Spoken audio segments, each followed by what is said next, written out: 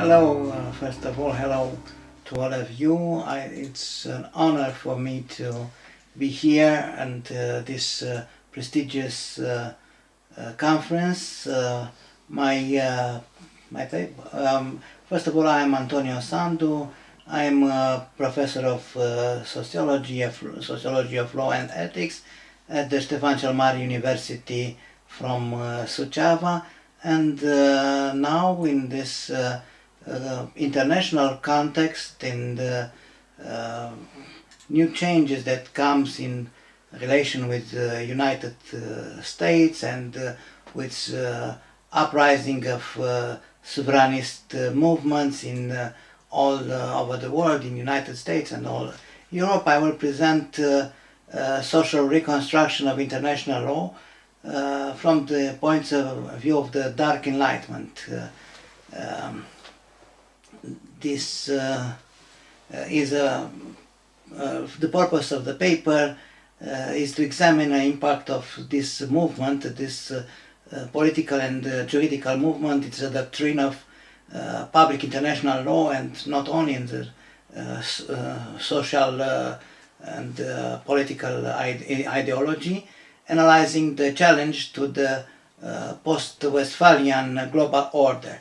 The study implies a social constructionist perspective. It's sociology here, sociology of law, and we consider that our reality is not something that is so. It is something that appears in the interaction between people, in communicative interaction between social actor, between groups of influencer and groups of people. Here we investigate the idea of two philosophers, Nick Land and Curtis Yarvin, and their critique of liberal democracy and the global institutions. The paper discusses the rise of sovereignist movement, the deglobalization trends, and their implication for international legal structures. It highlights the tension between national interest and global cooperation, exemplified the recent withdrawal of the United States from international agreements, and this impact for the international law in a special case where we present. The research underscored the need for a critical reevaluation of international law's foundation in light of this challenge. And conclude that balancing sovereignist concern with effective global governance is crucial for future of international law and international relationship in an increasingly fragmented world order. Something that is unusual for many of us to confront of a new world order, but now since Donald Trump and his MAGA comes in power in the United States, this is a challenging for international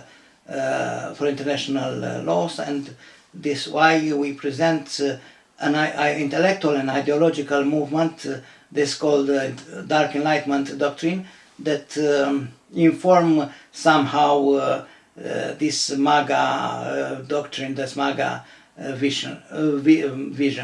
The emergence of Dark Enlightenment doctrine and its implication for public international law represent a significant challenge to the contemporary global legal order.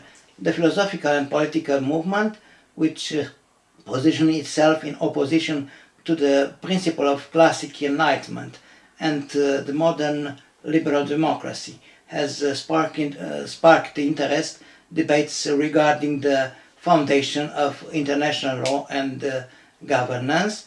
Dark Enlightenment, also known as neoreactionarism, propose a radical critique of modernity and the liberal democratic project. Its main proponents, such as Nick Land and Curtis Yarvin, advocate for a fundamental reevaluation of concepts like equality, democracy, and universal human rights. This doctrine challenged the axioms of egalitarianism and universalism that underpin much of modern international law, instead promoting a hierarchical view of society and a particularistic approach of legal system. From a social constructionist perspective, the Dark Enlightenment can be understood as an emergent social construction that critically positions itself against the dominant construct of the current political and legal system. It challenged established notions such as liberal democracy, egalitarianism, the universalism of human rights, and the welfare state or multiculturalism. In their place, it proposed alternative constructs like neoreactionarism, cultural particularism, technological governance, and organic social structures. The doctrine influence this can be observed in the rise of sovereignist movement as we speak, such as MAGA, Make America Great Again movement in the United States, and various European sovereignist tendency. This movement often incorporate elements of Dark Enlightenment thinking, emphasize of national interest over international cooperation, and express skepticism toward global institutions. The implication of the Dark Enlightenment for public international law are profound and multifaceted. It challenged the universalist premises of post-Westphalian international legal order, proposing a reconfiguration of interstate relations based on particularism and of reaffirmation of national sovereignty. This approach tends to erode the consensus regarding the uniform application of international treaty, relativism and justification of international courts, and reevaluate fundamental principles such as pacta sunt servanda. And this principle of law we can address in a different point of view. Concrete manifestation of these trends include the withdrawal of some states from major international agreement and organization. For instance, the United States withdraw from the World Health Organization and from the Paris Agreement on climate change, and this has had a significant repercussion on global health and environmental protection regime. Such action undermine the principle of international cooperation and challenge the coherence and effectiveness of global legal framework in critical areas. The Dark Enlightenment's critique extends to the deconstruction of international law based on globalist and libertarian paradigms. It questions the legitimacy and the effectiveness of international legal structures built on principle of universalism and multicultural cooperation. This approach leads to a fragmentation of international legal order, with states adopting more selective and contextualized interpretation of their international obligation. So the states are no longer obligated to respect the sovereignty of other nations, or are no longer obligated to respect the treaties, international treaties that all was already signed, but we want to reevaluate. The adepts of Dark Enlightenment, myself, I'm not including in this movement. In the realm of human rights, the Dark Enlightenment challenges the claim to universality, arguing that this represents projection of Western values onto diverse culture. This relativist perspective questions the uniform applicability of international human rights protection instruments, favoring particularistic interpretation adapted to specific nation and cultural context, because this is stress on the particular situation and the cultural origin of such individual, wherein some culture something is right and it's okay, and another culture this cannot be accepted. The consequences of these developments to the international legal system are significant. They raise fundamental questions about the future of multilateral cooperation and the effectiveness of dispute resolution mechanisms and the capacity of the international community to address global challenges. The erosion of the consensus on the key participant and the fragmentation of approaches to international law could potentially undermine the stability and predictability of the global legal order. We can, however, we can approach this in the crucial way, this development with nuance. While the Dark Enlightenment presents a significant challenge to establish norms of international law and to respect it, it also forces a critical reevaluation of the assumption underlying the current global legal framework. The first critics is about capacity of democratic society to real face the challenges of this globalization and of this development of new technology, and for them, for Curtis Yarvin especially, the state should be governed as a corporation and should be managed as a CEO manage a corporation, and not in a democratic way. This could potentially lead to more robust and adaptive international legal mechanisms that better reflect the diversity of state interests and the cultural perspectives. The future of international law will likely depend on its ability to navigate, to understand these competing visions, classical vision of libertarian and democratic vision with the new sovereignist movement. It must find a balance between recognize the legitimacy of sovereignist concern and maintaining an effective framework for addressing transnational challenges. It may involve developing a more flexible and contextual sensitive approach in the international law, while still preventing core principle necessary for global cooperation. It's what I think.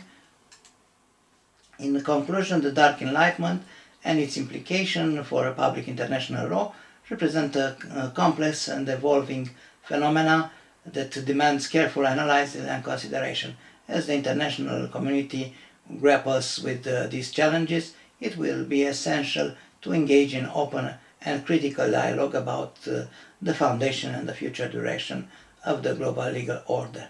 This goal should be the forge of a path that can accommodate diverse perspectives while still maintaining the coherence and the effectiveness necessary to address the present and the pressing global issue of our time. Thank you for listening, and please, if you have any questions, I'm open to discuss. I have a question, actually. Please. Should we reconsider the human rights? I mean, not the existence of human rights, but in our society, in the western part of the globe, we consider that human rights are inherent value of the society. In this new approach, there is a risk to nuance a little bit this reality? Yes, because they consider this human rights and all other democratical values to be a social construct that are emerged from cultural tradition and for the negotiation of the interpretation that people put to this value. So it could be a conflict of values between Western society and Eastern society, for instance, Russian society and Western Europe society, or China and the United States that are in conflict of value, and from this conflict of value could emerge a new concept of a new human rights that could be mutual agreement between this separate part of the human civilization, and this could be define new ideas about what human right should be, and not the idea that human rights should exist, but what are this we call fundamental human rights. Thank you very much. Because as legal researchers, legal professionals, we think that the human right, the fundamental human rights, is something that we always develop, not that it's something that we could rethink, something that we could challenge. For us, it's something fundamental, as it's in the name, and I don't think that the legal profession is prepared to rethink the human rights doctrine under the pressure of the new political realities. Yes, somehow not under political realities, because the movement of Dark Enlightenment started in the years 19, and it's because of new technology and the development of mass communication and internet technology that could facilitate the communication and change the way the people react, such as TikTok give us a candidate who can win elections, and something that in the world they can this new technology can influence how the people perceive the human rights, and they are influenced, and the juridical system should adopt what the majority of the people says. This is the idea of new democratical vision. Thank you very much. Thank you. If there are some other questions, if not, I would like to thank you again, Professor Sandu, and thank you very much. Hope that I can read your paper very soon. Thank you very much.